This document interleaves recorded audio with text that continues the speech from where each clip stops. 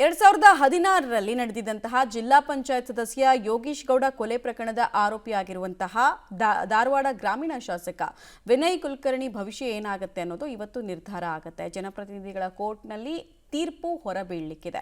ಹಾಗಾದ್ರೆ 21 ಜನ ಇದರಲ್ಲಿ ಆರೋಪಿಗಳಿದಾರಲ್ಲ, ಅವ್ರದೆಲ್ಲ ಪಾತ್ರ ಏನು, ಏನಾಗೋ ಸಾಧ್ಯತೆ ಇದೆ, ಆ ಎಲ್ಲ ಮಾಹಿತಿ ಇದೆ, ನೋಡ್ಕೊಂಡು ಬರೋಣ ಬನ್ನಿ. ಯೋಗೀಶ್ ಗೌಡ ಕೊಲೆ ಕೇಸ್ ತೀರ್ಪಿಗೆ ಕೌಂಟ್ ಡೌನ್. ಇವತ್ತು ಮಾಜಿ ಸಚಿವ ವಿನಯ್ ಕುಲಕರ್ಣಿ ಭವಿಷ್ಯ.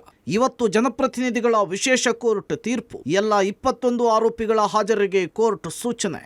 ಕಳೆದ 2016ರ ಜೂನ್ 15ರಂದು ಧಾರವಾಡ ನಗರದ ಸಪ್ತಾಪುರದಲ್ಲಿರುವ ಉದಯ್ ಜಿಮ್ನಲ್ಲಿ ನಡೆದಿದ್ದ ಧಾರವಾಡದ ಹೆಬ್ಬಳ್ಳಿ ಜಿಲ್ಲಾ ಪಂಚಾಯಿತಿ ಕ್ಷೇತ್ರದ ಸದಸ್ಯ ಯೋಗೀಶ್ ಗೌಡ ಕೊಲೆ ಪ್ರಕರಣದ ಅಂತಿಮ ತೀರ್ಪು ಇವತ್ತು ಪ್ರಕಟವಾಗುತ್ತೆ.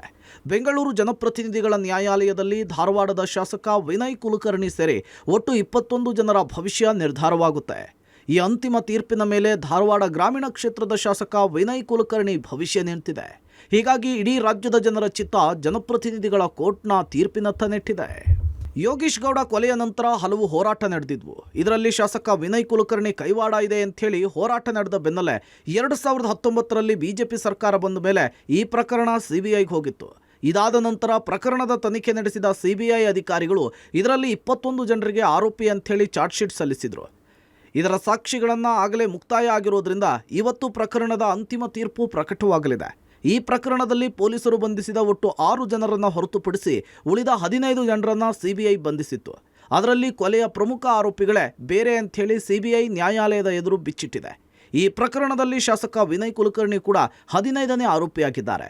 ಹಾಗಿದ್ರೆ ಆ ಆರೋಪಿಗಳು ಯಾರು ಅನ್ನೋದರ ಡೀಟೇಲ್ಸ್ ನಿಮ್ಮ ಮುಂದೆ. Vinay Kulkarni case file: A1 Basavaraj Muttagi, A2 Vikram, A3 Keerthi Kumar, A4 Sandeep, A5 Vinayaka, A6 Mahabaleshwara, A7 Santosha, A8 Dinesh, A9 Ashwath, A10 Sunil, A11 Nazeer Ahmad, A12 Shahnawaz, A13 Nutan, A14 Harshit, A15 Vinay Kulkarni, A16 Chandrashekhar Indi, A17 Shivanand Biradar, A18 Vikas Kalburgi, A19 Channakeshava Tengarikar, A20 Vasudev Nilekani, A21 Somashekhar Nyamagouda ಕೊಲೆ ಆರೋಪಿಗಳಾಗಿದ್ದಾರೆ. ಇದರಲ್ಲಿ 1ರಿಂದ 6ನೇ ಆರೋಪಿಗಳು ಪೊಲೀಸ್ ಇಲಾಖೆಯಲ್ಲಿ ಕೊಲೆ ನಡೆದಾಗ ಬಂಧಿಸಿದ ಆರೋಪಿಗಳು. ಆದರೆ ಇವರೇ ಅಸಲಿ ಕೊಲೆ ಮಾಡಿದ ಆರೋಪಿಗಳು ಅಂಥೇಳಿ ಸಿಬಿಐ ಹೇಳ್ತಿಲ್ಲ.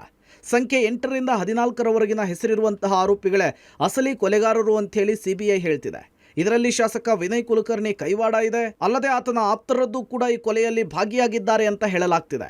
ಇನ್ನು ಸಿಬಿಐ ಒಟ್ಟು 113 ಜನರ ಸಾಕ್ಷಿಯನ್ನು ದಾಖಲಿಸಿದೆ.